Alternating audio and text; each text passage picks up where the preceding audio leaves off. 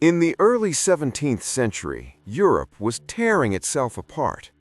Armies marched under banners of faith, cities burned, and entire regions collapsed into famine and chaos. Warfare had become brutal, slow, and devastating, dominated by mercenary forces that lived off plunder and left ruin behind them. Then, from the cold northern kingdom of Sweden, a young king entered the conflict and changed how wars were fought forever. Gustavus Adolphus was not supposed to matter on the European stage.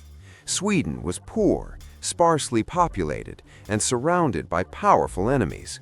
Yet within a single decade, this king would defeat larger empires, shock seasoned generals, and introduce ideas that still shape modern armies today. His soldiers moved faster, fought smarter, and coordinated in ways unseen on European battlefields. To his enemies, he was terrifying. To his allies, almost legendary. But his rise came at a moment when Europe stood on the edge of total collapse. The 30 Years' War had already begun, drawing in kings, emperors, and religious movements locked in a struggle that seemed impossible to control. Every major power believed survival was at stake. Into this chaos stepped Gustavus Adolphus, not just as a conqueror, but as a reformer who believed war itself could be redesigned. How did a relatively unknown monarch from the far north become known as the father of modern warfare? What choices, risks, and beliefs drove him forward, and what price did he ultimately pay? To understand Gustavus Adolphus is to understand how modern war was born, forged in fire, faith, and ambition on the blood-soaked fields of 17th century Europe. At the dawn of the 17th century, Europe was a continent under strain. The old medieval order was breaking apart, replaced by centralized states, professional armies, and religious divisions hardened by the Reformation. Catholic and Protestant powers no longer disagreed only in doctrine, but in loyalty, law, and political survival. War was becoming permanent rather than occasional, and few regions felt this pressure more intensely than the lands of Northern and Central Europe. The Holy Roman Empire sat at the center of this tension. It was not a single nation, but a loose collection of hundreds of territories ruled by princes, bishops, and free cities. The emperor, drawn from the Habsburg dynasty, claimed authority, but real power was fragmented and contested. Religious peace was fragile, and every local dispute risked igniting a wider conflict. In 1618, that fragile balance collapsed. A rebellion in Bohemia against Habsburg rule triggered what became the 30 Years' War, a conflict that would devastate much of Europe. Armies marched across German lands year after year, feeding themselves through forced requisition and plunder.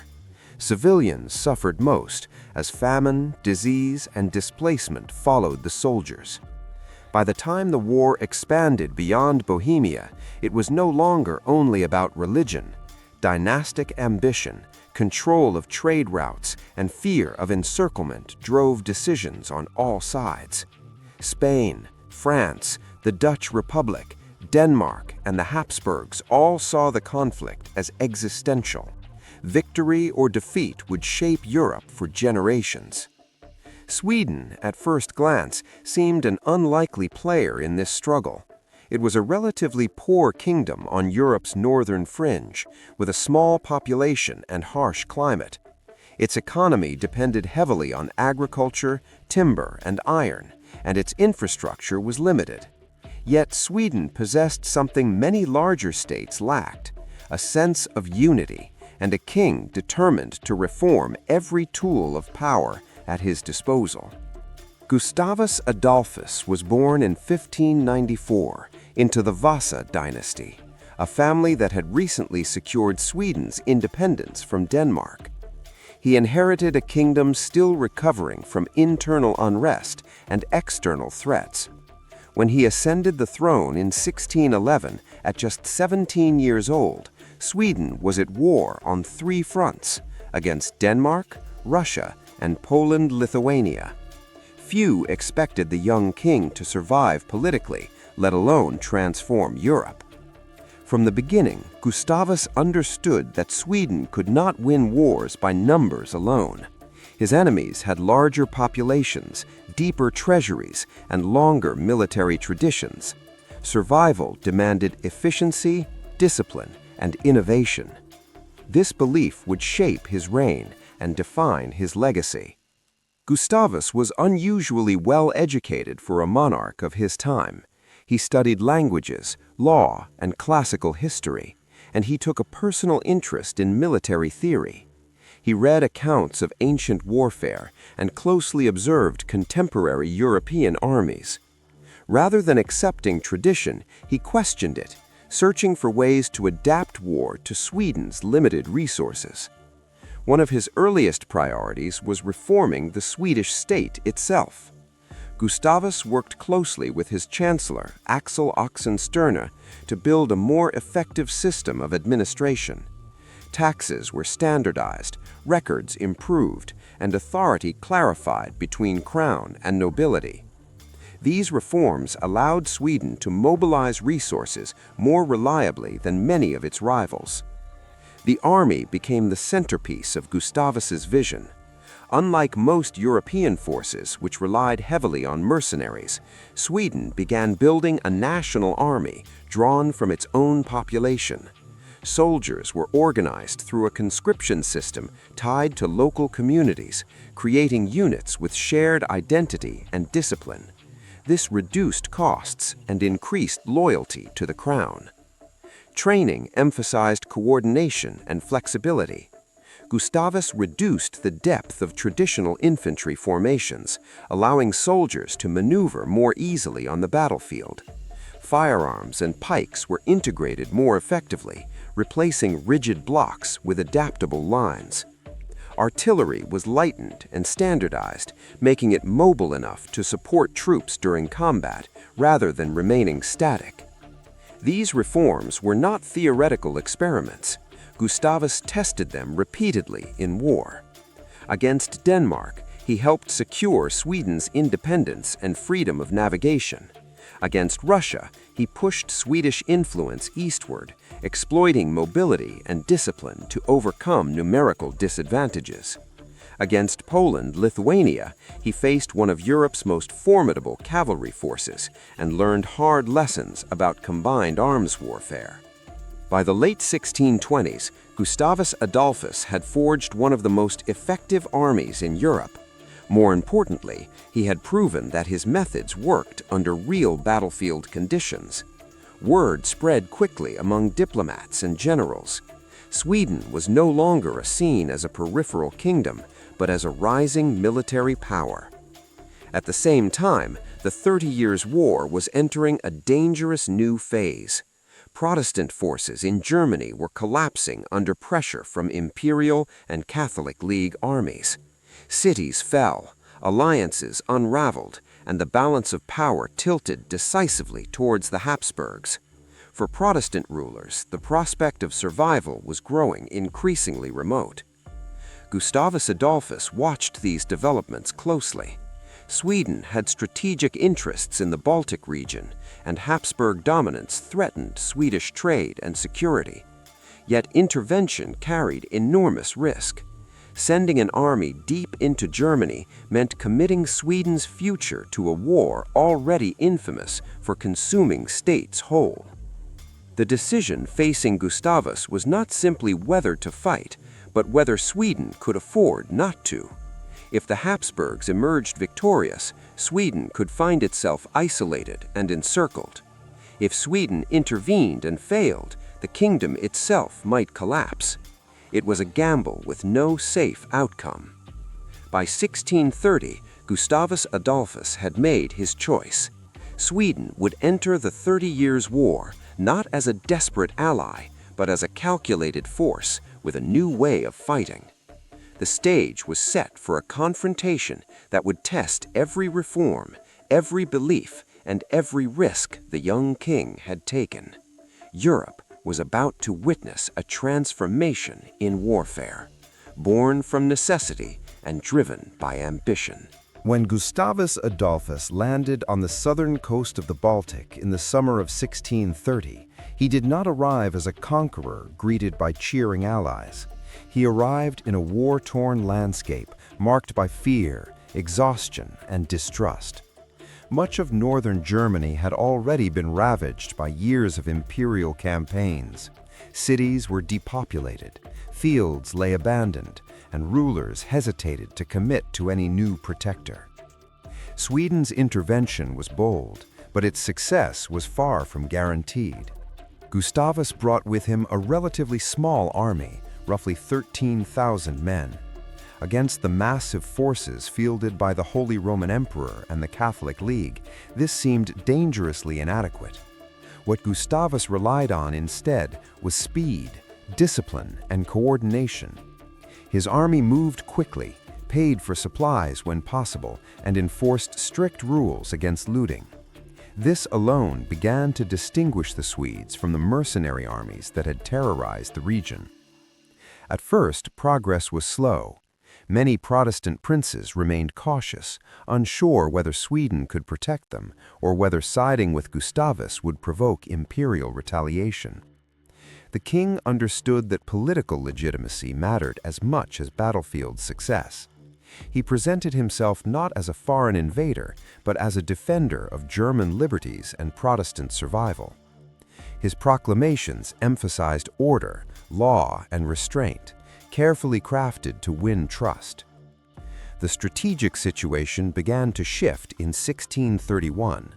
Imperial forces, under the command of Johann Tilly, one of the most experienced generals in Europe, advanced through central Germany. Tilly's army represented the old model of warfare: massive infantry squares, heavy cavalry, and reliance on sheer force. When the city of Magdeburg fell to imperial troops in May 1631, the consequences were catastrophic. Tens of thousands of civilians were killed, and the city was burned almost entirely to the ground. The sack of Magdeburg sent shockwaves across Europe. For Protestants, it was a warning of what defeat meant. For undecided princes, it was proof that neutrality offered no protection. Gustavus Adolphus seized the moment. He framed the destruction as a moral turning point, arguing that only disciplined resistance could prevent further catastrophe. Support for Sweden began to grow. That summer, Gustavus maneuvered his army into Saxony, whose ruler had finally agreed to ally with Sweden. The combined forces faced Tilly near the village of Breitenfeld in September 1631.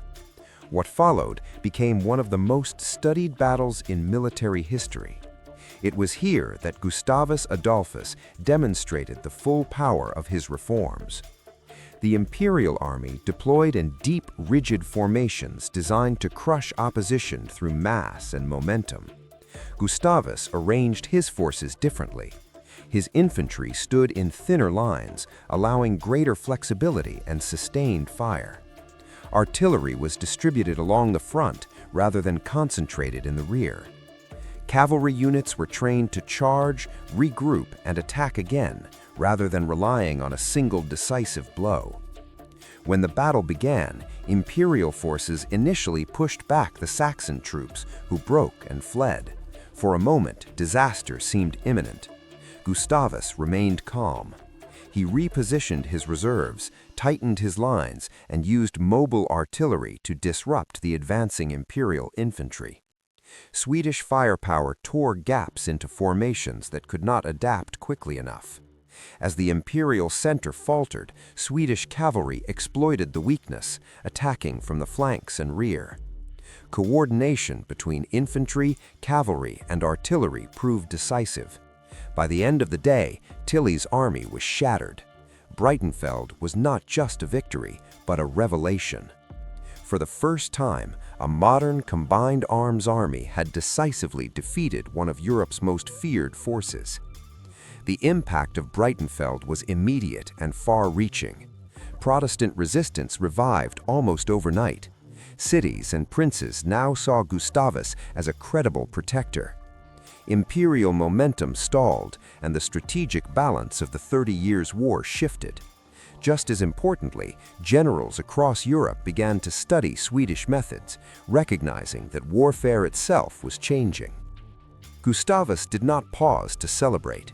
He understood that momentum was fragile. Over the next year, Swedish forces advanced rapidly through central and southern Germany. City after city opened its gates, often without resistance. Where fighting did occur, Swedish discipline limited destruction, reinforcing Gustavus's reputation as a different kind of war leader. In early 1632, the campaign brought Gustavus into direct confrontation with Tilly once again. At the Battle of Rhine, near the Rek River, Gustavus executed a daring river crossing under fire. Coordinated artillery bombardment and aggressive infantry assaults forced the imperial army to retreat. Tilly was mortally wounded, removing one of the emperor's most capable commanders from the war. With southern Germany exposed, Gustavus marched into Bavaria, capturing Munich and threatening the heartlands of Catholic power. Yet this success also carried risks.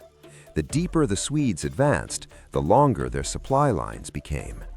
Maintaining cohesion across vast distances required constant attention and administrative precision. At this critical moment, a new opponent emerged. Albrecht von Wallenstein, the emperor's most formidable general, returned to command. Wallenstein was unlike any commander Gustavus had faced. He was politically independent, strategically patient, and commanded a massive army raised through personal networks and imperial authority. His approach emphasized maneuver, positioning, and psychological pressure rather than immediate confrontation. The two leaders represented contrasting visions of warfare.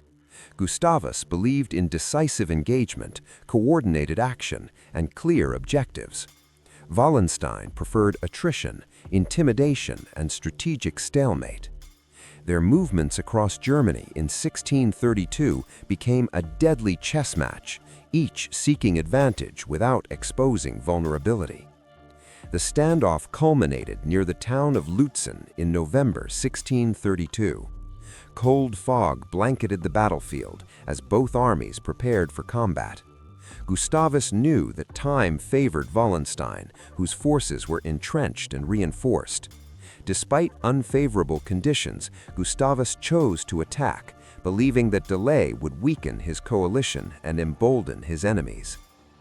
The Battle of Lutzen was chaotic and brutal. Visibility was poor, and units often fought without clear awareness of the broader situation. Gustavus personally led cavalry charges, moving across the field to stabilize faltering sections of his line.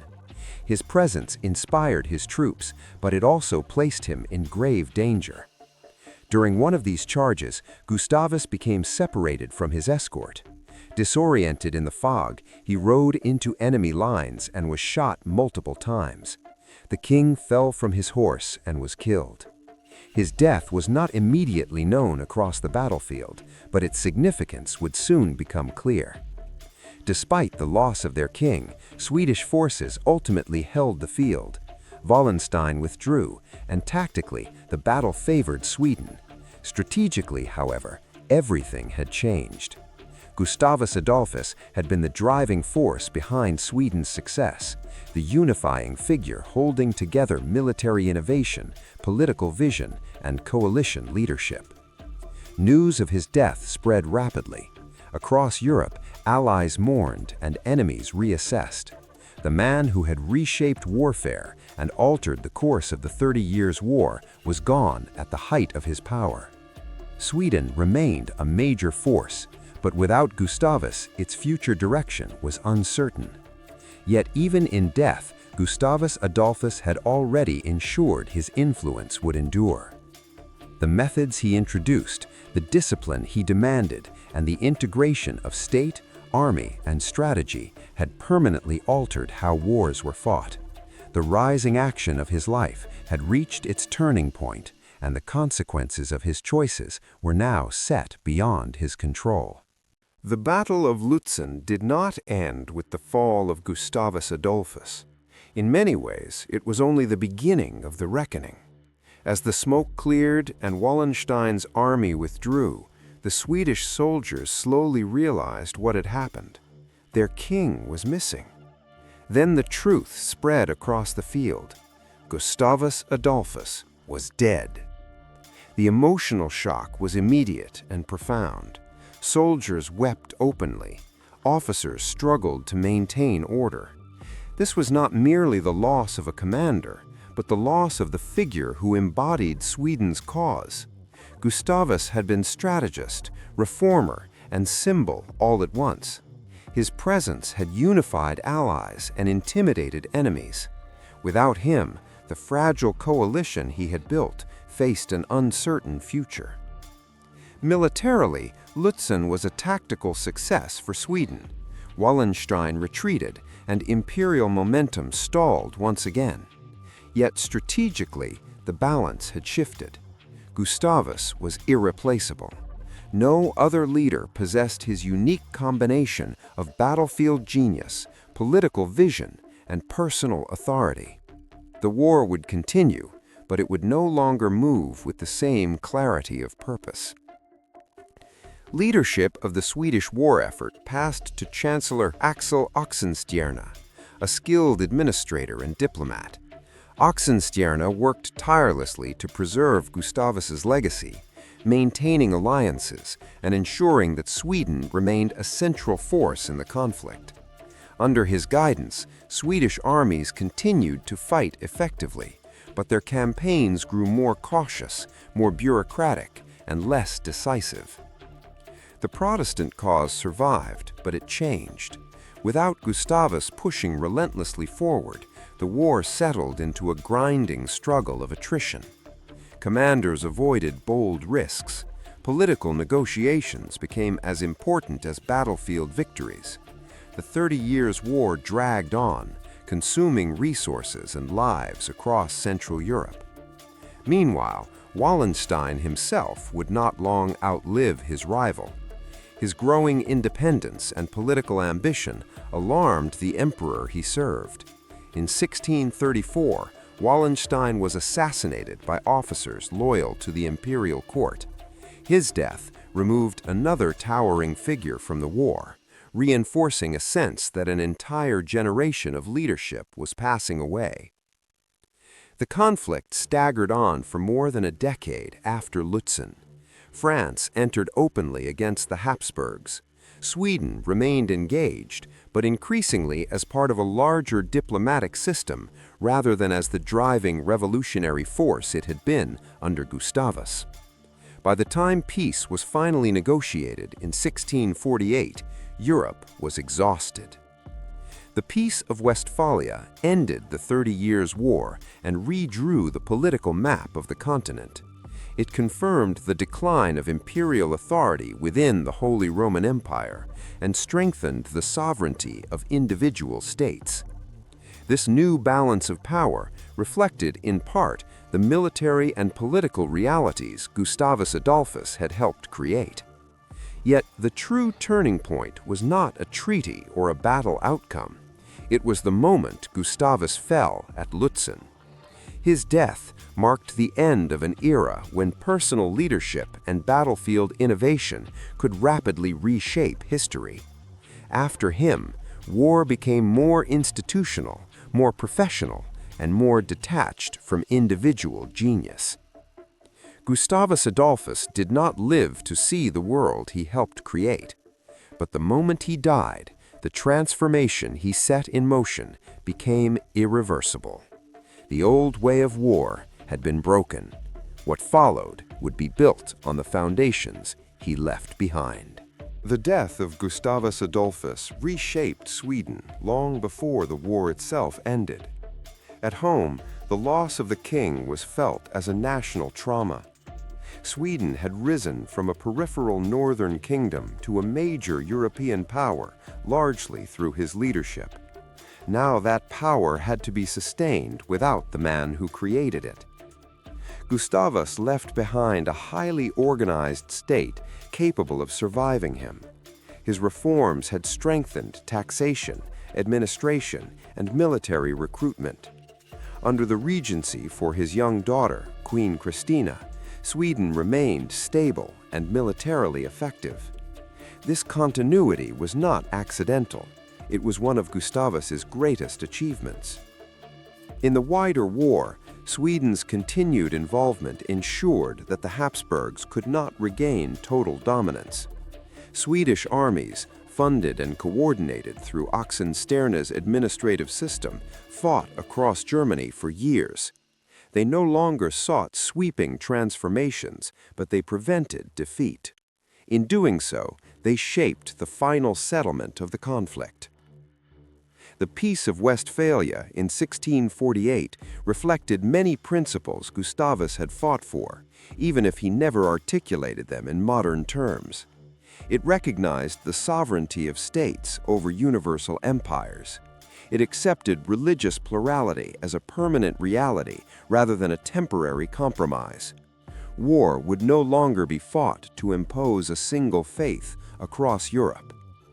Gustavus Adolphus's military legacy extended far beyond the 30 Years' War.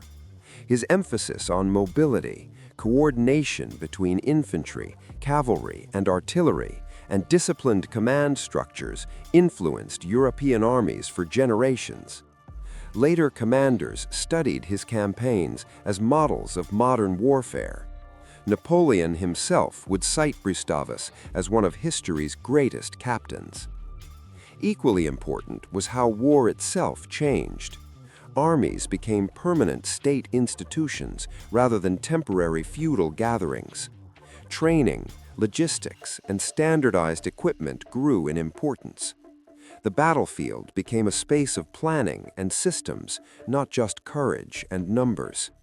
This shift marked the true beginning of modern military organization. Culturally, Gustavus became a symbol shaped by memory and myth. In Sweden, he was remembered as the Lion of the North, a defender of faith and nation. Across Europe, he was respected even by enemies as a commander of rare ability. Over time, the legend grew, sometimes obscuring the complex realities of his rule. Yet, stripped of myth, his impact remains undeniable. Gustavus Adolphus did not invent modern warfare alone, but he accelerated its arrival. He proved that ideas, discipline, and leadership could outweigh tradition and brute force. The world after him was more centralized, more organized, and far more lethal than the one he inherited. Gustavus Adolphus is often remembered for how he fought and how he died. Yet his true significance lies in how completely he changed the nature of war itself. He entered a Europe still shaped by medieval traditions and left behind a battlefield governed by discipline, coordination, and state power. War after Gustavus was no longer an improvised contest of nobles, but a calculated instrument of national policy. His life reminds us that transformation rarely comes from a single invention. It comes from vision applied consistently under pressure.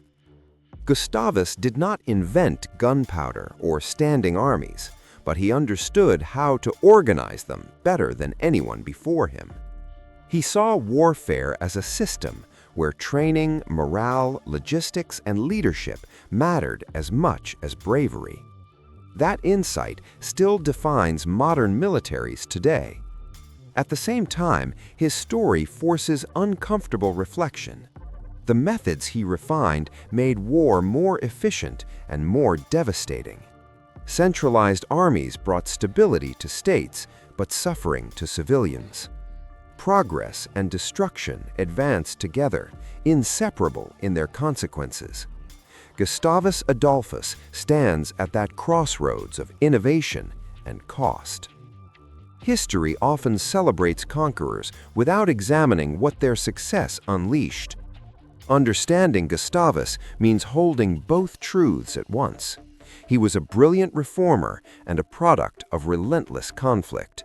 His legacy shaped the modern world, not always in ways he could have foreseen. What do you think defines greatness in history? Is it innovation, intention, or consequence? Share your thoughts in the comments. If you want more deeply researched, cinematic stories like this, consider liking the video and subscribing. The past is complex, and it's worth exploring together.